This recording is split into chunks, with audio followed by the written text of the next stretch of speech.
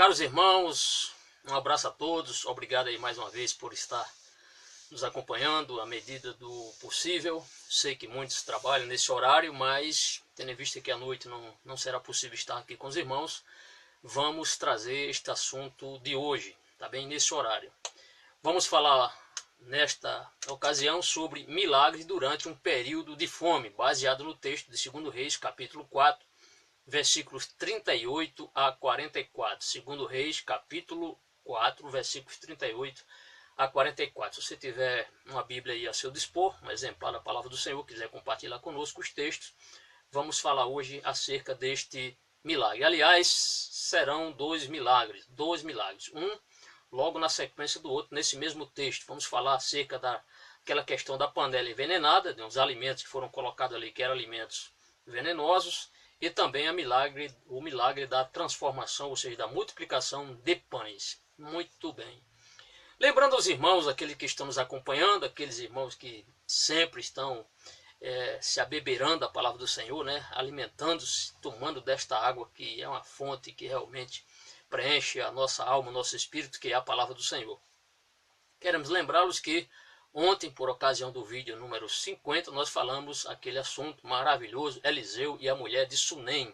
Lembre-se disso, mulher de Sunem, ou seja, em algumas ocasiões o profeta Eliseu chamou mulher sunamita, e na ocasião nós falamos para os irmãos não se confundirem mulher de Sunem com a mulher de Sunem com a Sulamita, né? A Sulamita de Salomão, lá em Cantares 6, verso 13. Vimos ali que milagre extraordinário o Senhor fez. Mais uma ressuscitação, aquela criança morre daquela mulher rica, uma mulher hospitaleira, e ali o Senhor, com o seu grande poder, usa o profeta Eliseu, e o profeta Eliseu ora, toma aquela iniciativa de se debruçar sobre a criança, mas não foi o ato dele debruçar-se sobre a criança que trouxe a criança à vida, mas foi o próprio Deus sendo e é o autor da vida, dando vida novamente àquela criança. Que felicidade, que alegria aquele lar teve, né, a partir daquela ocasião. Aliás, antes, só com a presença do profeta Eliseu já era uma bênção.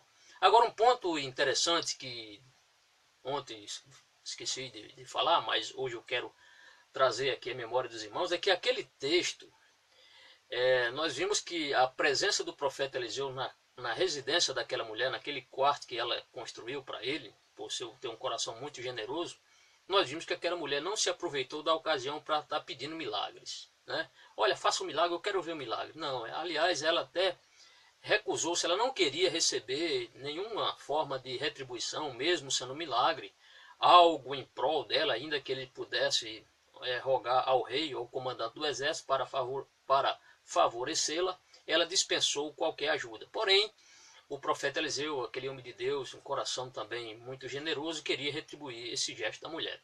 O que nos chama a atenção é que, infelizmente hoje, muitas pessoas estão indo para as igrejas para buscar milagre.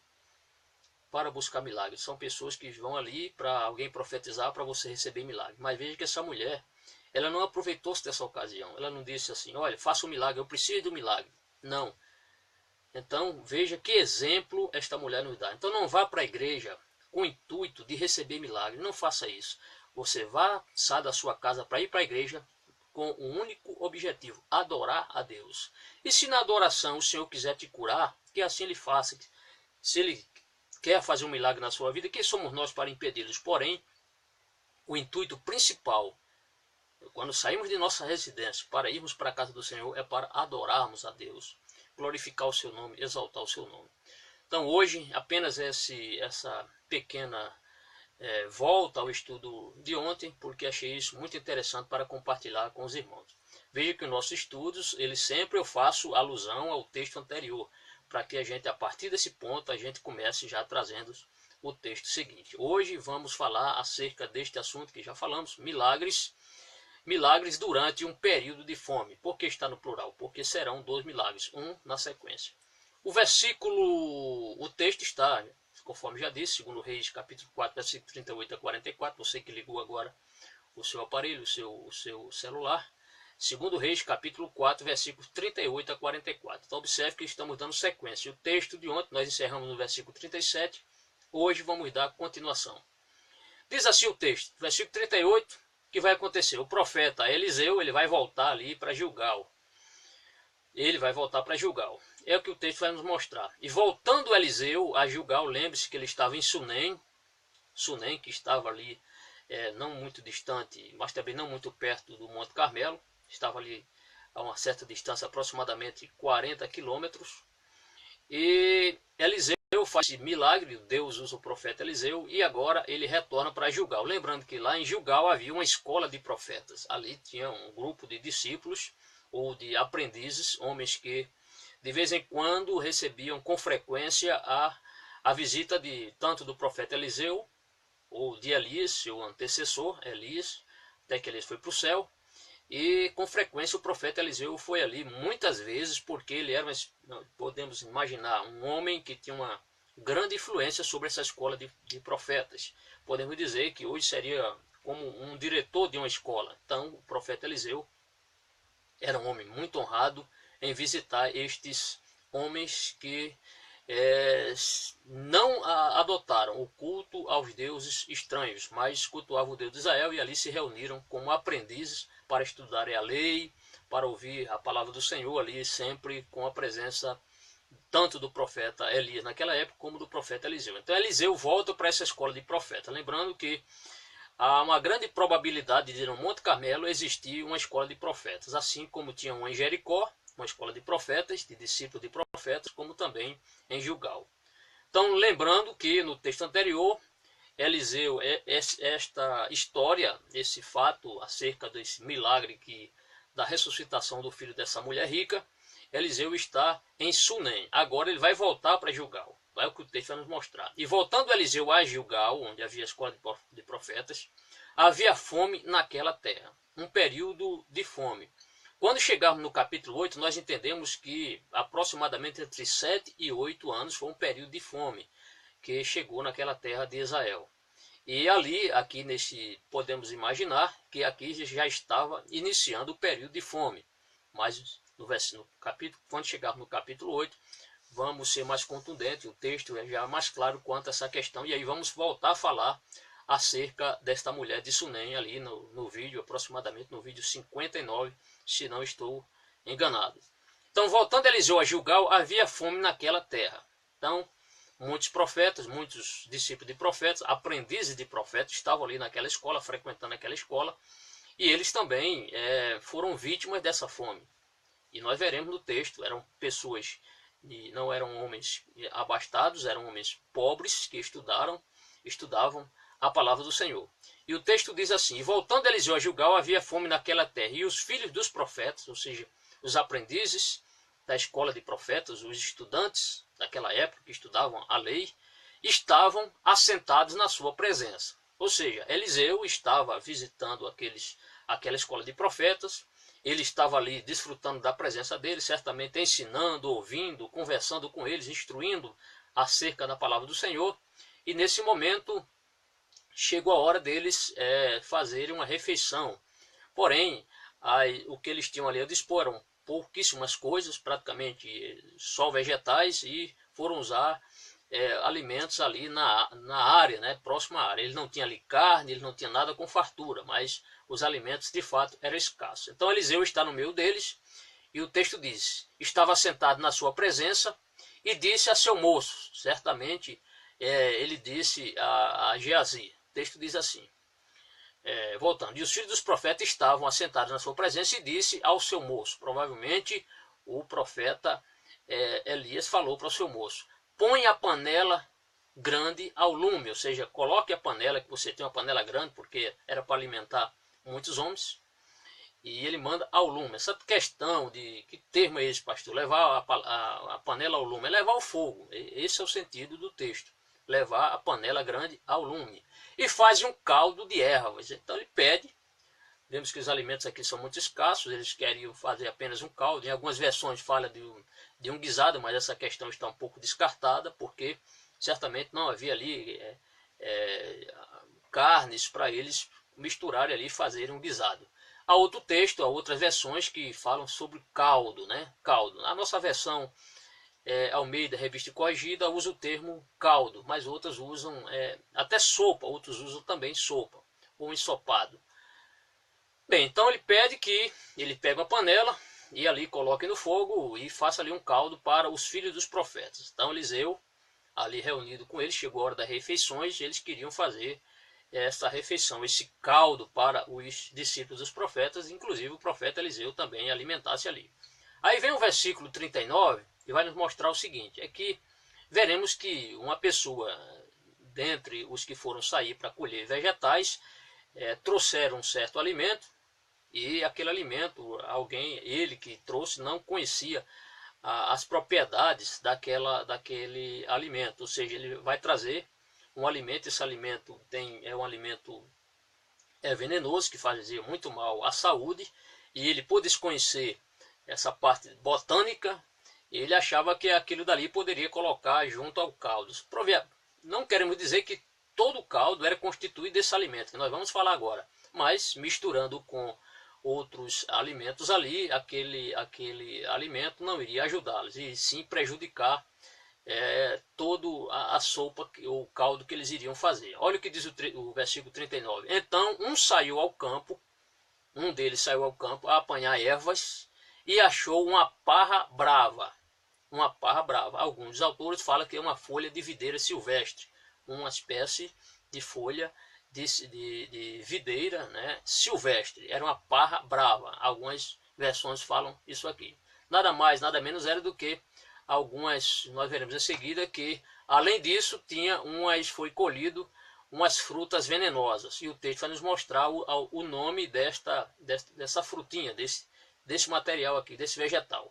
Diz então o texto: então saiu ao campo a apanhar ervas e achou uma parra brava, e colheu dela a sua capa cheia de coloquíntidas. Palavra até difícil, né? E rara de se ouvir. Coloquíntidas. Que palavra é essa? Então no hebraico esse texto vem com este nome, coloquíntidas, mas na Vulgata Latina não vem como coloquíntidas, mas foi traduzida como colossíntidas.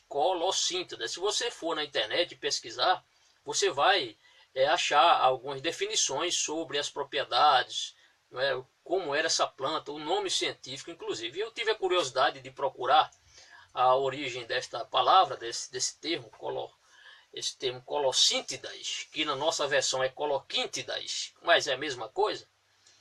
Diz assim o texto, o significado de coloquíntidas, para que você entenda o porquê da presença porque aquela planta iria prejudicar essa sopa dos discípulos dos profetas. O texto diz assim: a coloquíntida, ou Cucumis colossintes, é uma planta cujo fruto é globuloso, amarelado, do tamanho de uma laranja. E num invólucro coriáceo encerra uma polpa seca, esbranquiçada, esponjosa, leve, quase inodora, ou seja, sem cheiro, de sabor excessivamente amargo e acre, sabor devido à coloquíntida. Esta polpa, que é a única parte empregada, vem de Alepo, cidade da Síria. É um drástico violento, mesmo em pequena dose. De 50 a 60 centigramas do pó é o bastante para um forte purgante. Esta dose mais elevada é um veneno acre. Certo? Essa é a definição que você pode encontrar na internet sobre esse termo coloquíntidas. Então, um dos discípulos dos profetas foram ali colher ervas para, quem sabe, engrossar o caldo ali para todos eles ali. E no meio desses vegetais, dessas coisas que eles trouxeram, desses alimentos, veio essas coloquíntidas, que certamente eles não conheciam. Se conhecesse, não teriam trazido, não teriam colocado ali a vida de muito em risco. Então, queriam fazer um caldo. O texto mostra que então um saiu ao campo a apanhar ervas e achou uma parra brava, e colheu dela, né, a sua capa cheia de coloquíntidas, e veio e as cortou, ou seja, ele picotou aquele alimento, aquela planta, na panela do caldo, ou no da sopa, porque as não conheciam. Então o texto mostra que as não conheciam. Aliás, não só quem colheu não conhecia, como os demais profetas, ali, discípulos dos profetas, não conheciam. O texto aqui está no plural, o termo, e não as conheciam, não as conheciam. No versículo 40, nós veremos que eles começam a alimentar-se daquele caldo, e de repente alguém grita informando que aquele caldo não deve ser tomado porque estava envenenado. É isso que mostra o versículo 40. A comida foi distribuída, certamente colocaram ali em prato esse ensopado, essa sopa ou esse caldo, e o texto diz: assim tiraram de comer para os homens. E sucedeu o que? Comendo eles, ou seja, todos foram servidos, comendo eles daquele caldo, clamaram e disseram, olha o que eles clamaram: homem de Deus, a morte na panela. Homem de Deus. De repente eles perceberam pelo gosto amargo, eles entenderam que algo ali estava errado, ali era coisa envenenada. Então eles clamaram: homem de Deus, a morte na panela. E aí o texto diz: não puderam comer. Então eles gritaram. O texto aqui: clamaram, de repente foi aquele susto, de repente eles se alimentando ali, alguém clamaram: homem de Deus, a morte na panela. Como se dissesse: olha, essa comida está envenenada. Então eles falam para o profeta Eliseu, clamam dessa forma. O versículo 42, o versículo 41, aí veremos aqui a estratégia do homem de Deus, de Eliseu. O que é que Eliseu fez? Porém, ele disse: trazei, pois, farinha de trigo, ou farinha de cevada. O texto não especifica qual farinha, mas não era farinha de mandioca, com certeza. Quando a gente fala de farinha, nós nos lembramos aqui, nós que somos nordestinos, achamos que é a farinha de mandioca, mas era farinha de trigo ou farinha de cevada. O texto diz: porém disse, trazei, pois, farinha, e deitou-a. Ele pegou a farinha, o próprio profeta, colocou farinha na panela do caldo que estava envenenado, e o texto diz, na panela, ele disse: tirai de comer para o povo. Ele disse: olha, pode servir a partir de agora. Então não havia mal nenhum na panela, ou seja, aquela farinha, não que a farinha tenha algum poder de amenizar ou de cortar o efeito do veneno, não era isso, mas foi a fé do profeta Eliseu que isso fez, e não a farinha em si. É importante destacar esse ponto para alguém não ficar achando que foi a farinha que realmente cortou o efeito ali do veneno, mas foi a fé que o profeta Eliseu tinha no Deus vivo que ele servia, certo? Lembrando também que Eliseu, numa certa feita, ali em Jericó, ele pediu, as águas eram amargas, nós já comentamos isso aqui, e ele tratou aquelas águas, tornaram-se potáveis, doces, quando ele pediu um prato com sal, um prato novo com sal. Estão lembrados? Ele foi à fonte, colocou aquele sal, prato de sal, na fonte, na nascente daquelas águas, e a partir dali aquelas águas tornaram-se doces. Então, a propriedade do sal, nós sabemos que o sal não tem esse poder de tornar as coisas doces, ao contrário, tornar as coisas salgadas. Mas ali foi o poder de Deus, a fé do profeta Eliseu.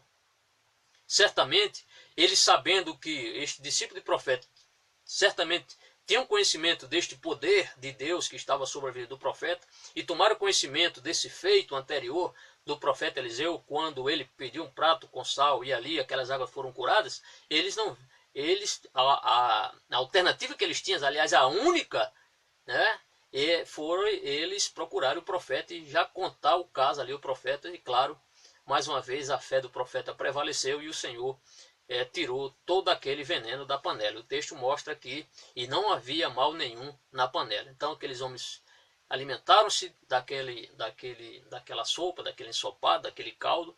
Por quê? Porque o homem de Deus fez isso. Mais uma vez a fé do profeta Eliseu entrou em ação e o poder do veneno foi totalmente anulado através da farinha. Mas não foi a farinha, mas foi o poder de Deus.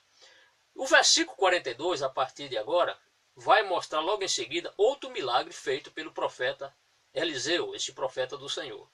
Certo? É o que o texto vai nos mostrar. Então ele vai mostrar que veio um homem de uma certa região, de um certo lugar, o nome do lugar é Baal Salisa, que não estava muito distante de Abel Meolá. O texto mostra que este homem vem ali fazer essa visita à escola de profetas e traz ali alguns pães, mas os pães não eram suficientes para todos. Olha o que diz o texto, versículo 42. E um homem veio de Baal Salisa e trouxe ao homem de Deus pães das primícias. Já viu esse termo? Na sua Bíblia tem pão das primícias.